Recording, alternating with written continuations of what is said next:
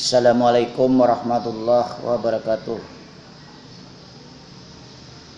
Sebelum kita mulai belajar, silakan semuanya kita berdoa menurut agama dan kepercayaan masing-masing. Berdoa dimulai. Selesai. Anak-anakku, silakan dibuka bukunya. Masalah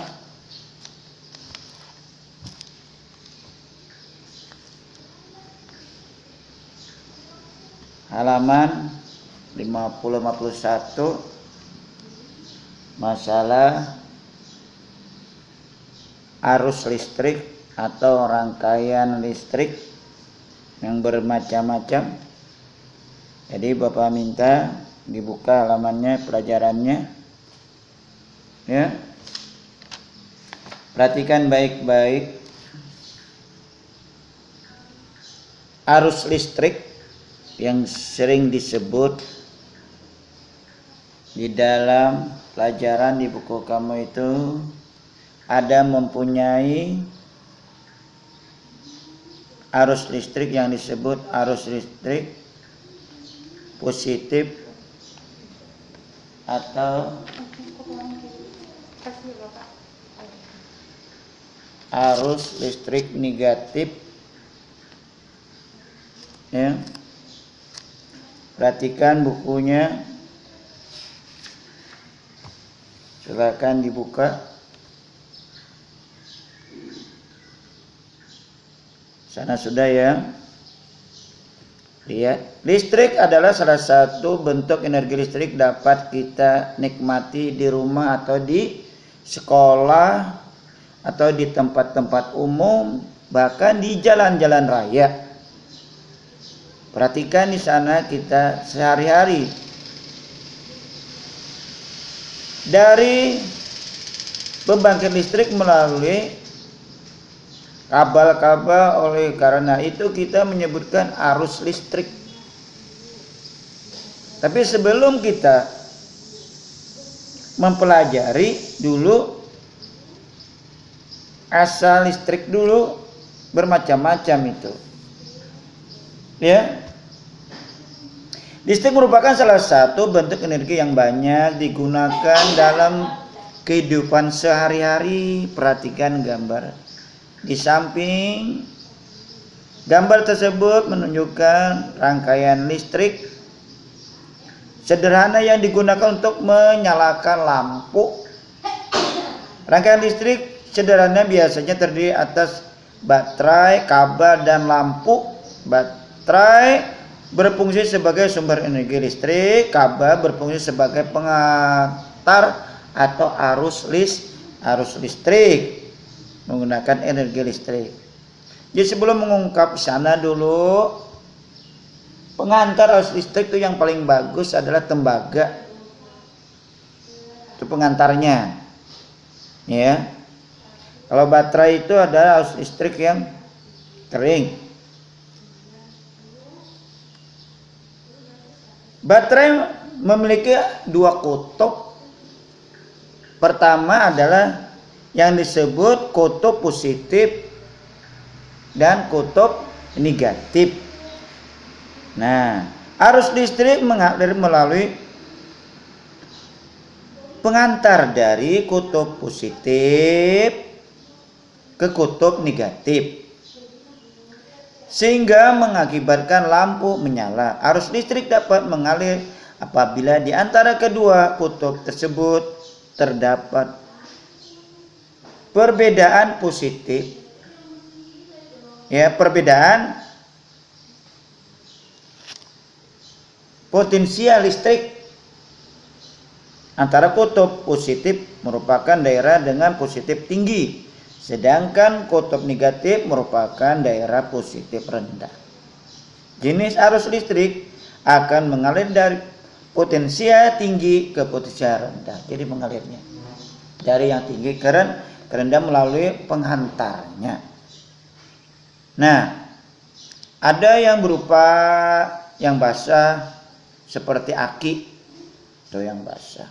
Baterai itu ya. Ada yang melalui mesin genset listriknya. Ada yang melalui bermacam-macam ya, generator seperti memakai baling-baling dialirkan ke generator. Ya. Misalnya contoh menggunakan tenaga matahari, menggunakan tenaga air, menggunakan tenaga nuklir, menggunakan tenaga diesel. Ya. Ada panas bumi. Macam-macam ya. Tuh. Selain baterai, ada beberapa contoh lain sumber listrik yang membangkit arus listrik. Berupa contoh sumber listrik antara lain akumulator atau disebut aki, dinamo, generator, itu pembangkit listriknya. Selain baterai tadi, aki basah, ada aki kering yang kita di motor kita itu. Ada menggunakan dinamo, ya, dan generator. Nah, bahkan rangkaian listrik bermacam-macam. Ada yang secara rangkaian paralel, ada yang rangkaian seri, ya, bermacam-macam. Di sana, lihat rangkaian yang di buku kamu itu, rangkaian seri. Nah, lihat rangkaian seri. Apa kelebihannya dan apa kekurangannya? Kita lihat dulu rangkaian listrik. Di sana sumber listrik dengan alat-alat komponen listrik yang mempunyai fungsi-fungsi tertentu yang saling terhubung akan membentuk rangkaian listrik. Rangkaian listrik yang akan kita bahas dalam bab ini adalah rangkaian listrik sederhana.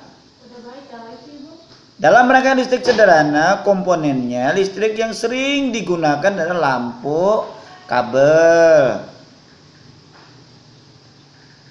Dudukan lampu, ada tempat lampu dan saklar, ya. Nah, itu banyak. Apa gunanya saklar? Saklar itu untuk mematikan, menyalakan. Ya. Saklar merupakan alat listrik yang berfungsi untuk memutus sejak kita mematikan. Hubungan antara listrik, jika saklar dalam keadaan on, maka listrik dapat mengalir. Namun jika off, listrik akan mati. Nah, di sana lihat. Berdasarkan sumber hubungan alat-alat listrik akan merangkai listrik dibedakan menjadi rangkaian listrik, ada yang paralel dan ada yang seri. Lihat pengertian rangkaian listrik yang alat listriknya dipasang berderet tanpa cabang, itu namanya seri. Nah, rangkaian listrik yang alatnya listriknya dipasang secara sejajar sehingga terbentuknya cabang di antara sumber arus listrik. Lihat. Nah, itu kelebihan membutuhkan sedikit komponen listrik, ya, sehingga biaya yang dibutuhkan untuk membuat rangkaian seri lebih sedikit daripada rangkaian paralel. Itu menggunakan kabelnya itu lebih sedikit. Kalau bola lampunya sama saja, ya. Yang sedikit hanya menggunakan kabel.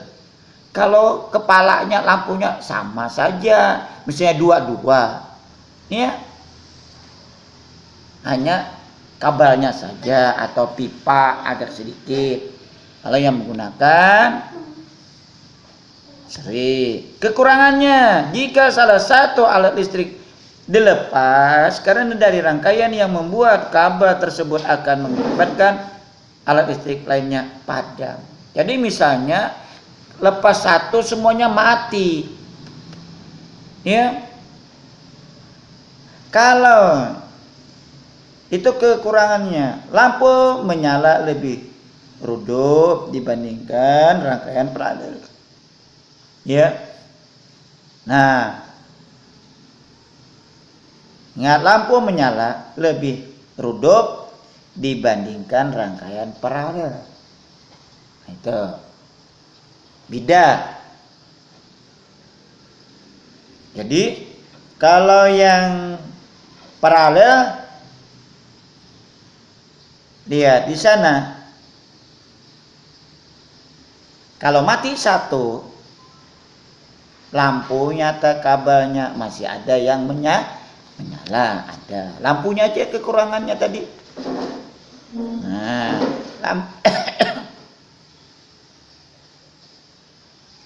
bedanya antara seri dengan paralel, ya. Jadi lampu paralel itu lebih redup dibandingkan lampu seri. Buat banyak komponen listrik sehingga biayanya yang dibutuhkan untuk membuat rangkaian paralel lebih besar daripada rangkaian seri. Misalnya pipanya lebih banyak. Ya itu saja, kabelnya lebih banyak. Kalau yang bulatnya sama saja, dua-dua. Ya, itu saja. Tapi kalau kita lihat, misalnya mati satu, tetap masih menyala paralel itu. Ya, misalnya putus kabelnya yang satu. Misalnya yang di atas putus, lihat yang paralel. Berarti yang nomor 2 masih menyala.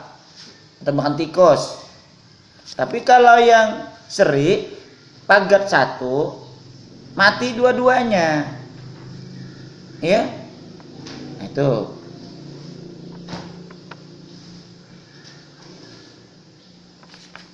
Itu contoh saja. Nah, lihat.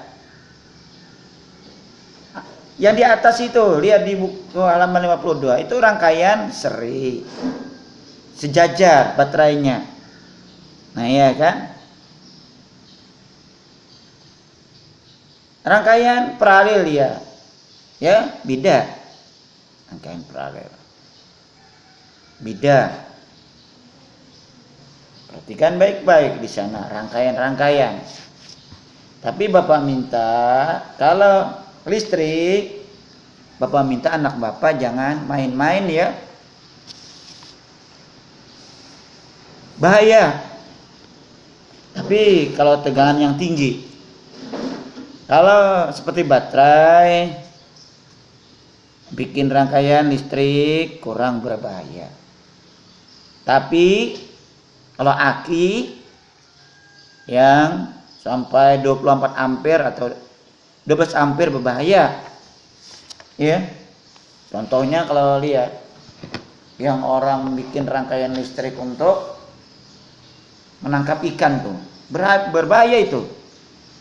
Karena sudah gandanya. Itu bisa mematikan kita. Ya, yang sering orang pakai aki. Itu ditambah komponen-komponennya.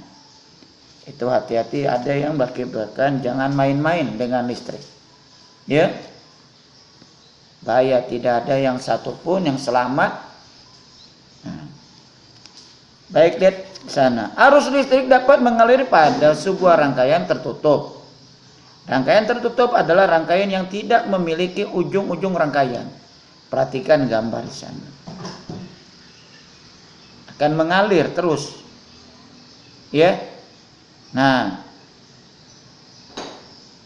Perhatikan. Setelah kita belajar arus energi listrik yang terjadi pada rangkaian listrik sederhana,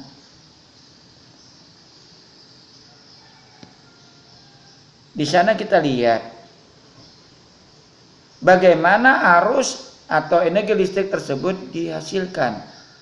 Untuk menjawab pertanyaan tersebut, mari kita perhatikan baik-baik. Semua media, benda yang kita temukan sehari-hari tersebut antara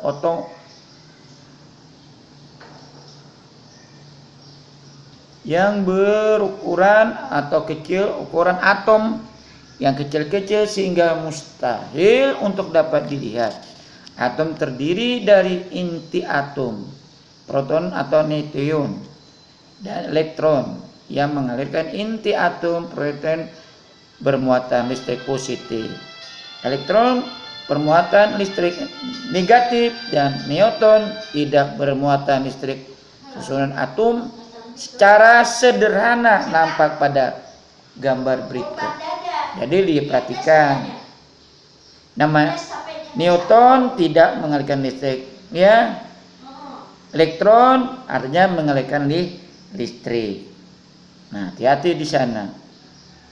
Semua benda bermuatan netral, artinya jumlah proton dan elektron, sehingga lihat gambar A. Namun adanya perbedaan elektron pada suatu benda mengakibatkan benda menjadi bermuatan positif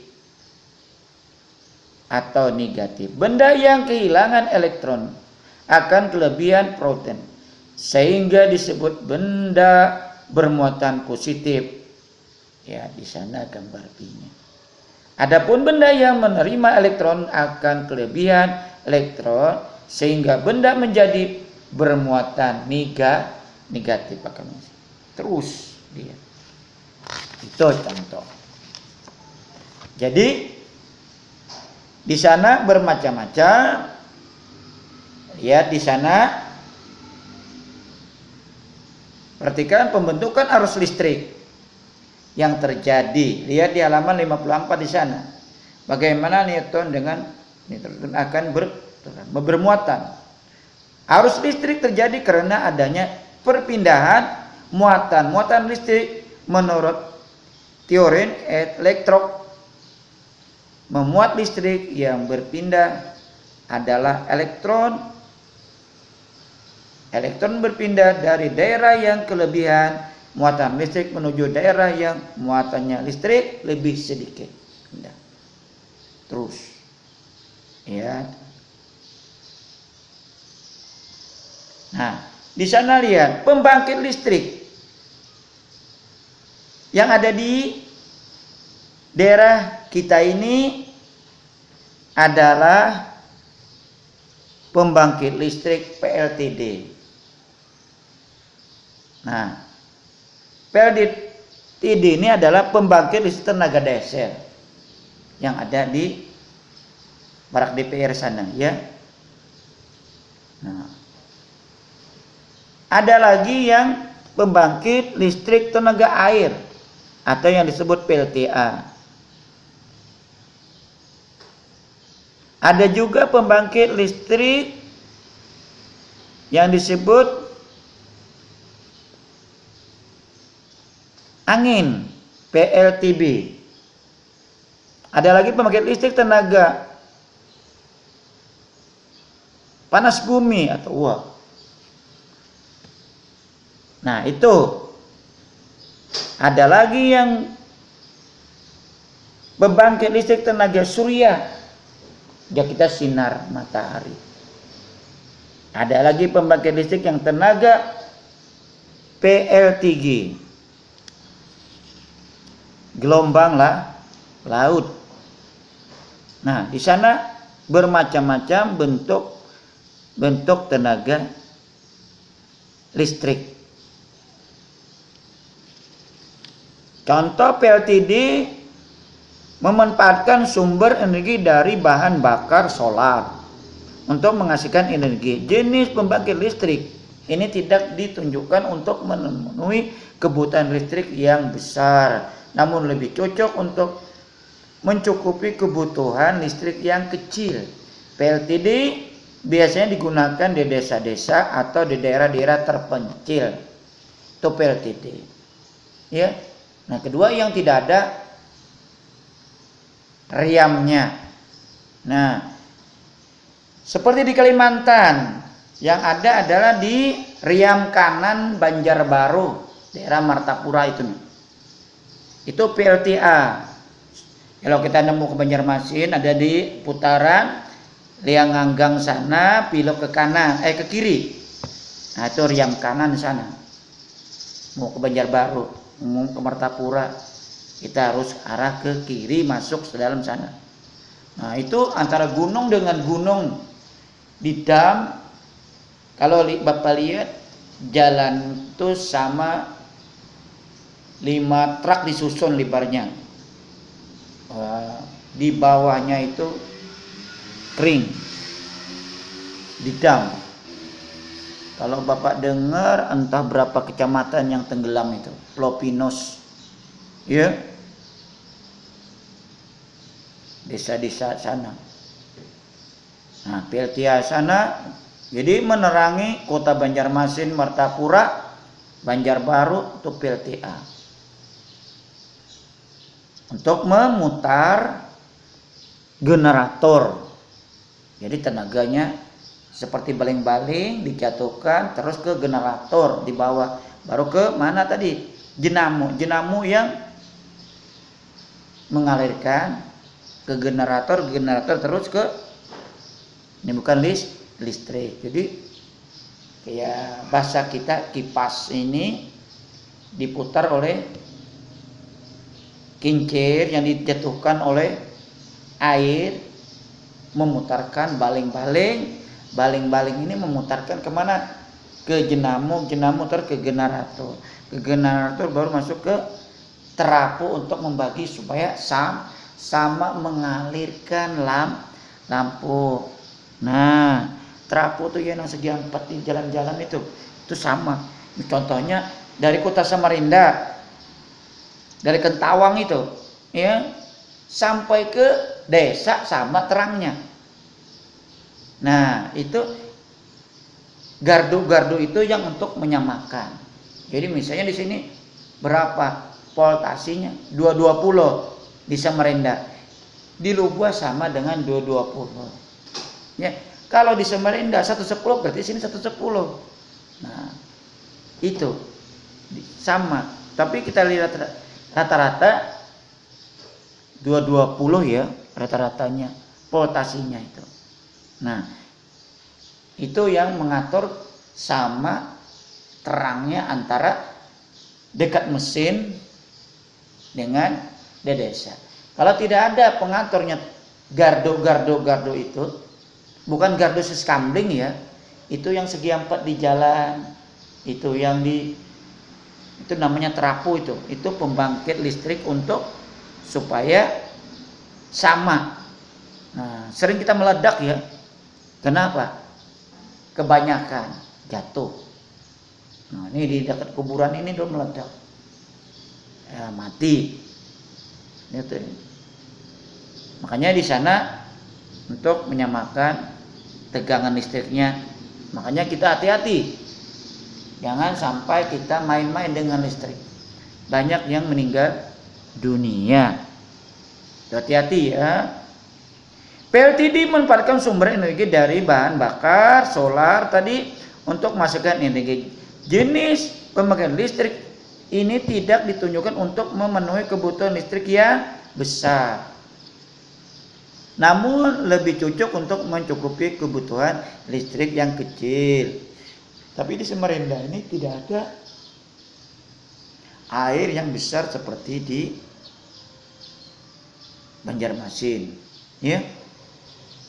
Tapi Bapak dengar ada mau bikin di Ramana atau di Bendung airnya. PLTA memanfaatkan arus air yang berfungsi menggerakkan turbin. Nah, aja kita Bapak baling-baling tadi yang terhubung dengan generator jenis pembangkit listrik ini menggunakan, sudah umumnya di Indonesia PLTA sudah tersebar di seluruh daerah di Indonesia. Beberapa contohnya antara lain PLTA Gajah Mungkur di Jawa Tengah, PLTA Singkarang di Sumatera Barat, PLTA Laruna di Sulawesi Selatan, nah dan lain-lain di sana, ya, untuk menghasilkan energi atau tidak untuk masukkan.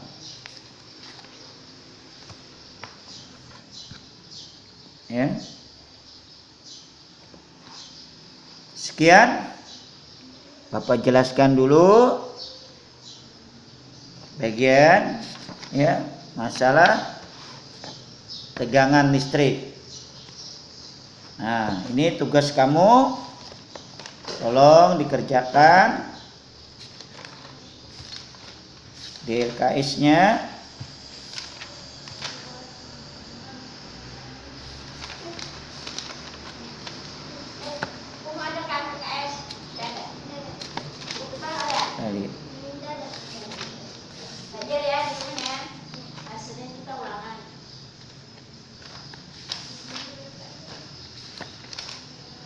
Perhatikan LKS-nya, tolong dikerjakan latihannya.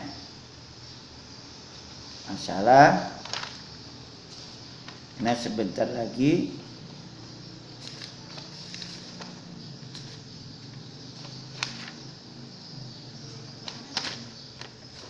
halamannya.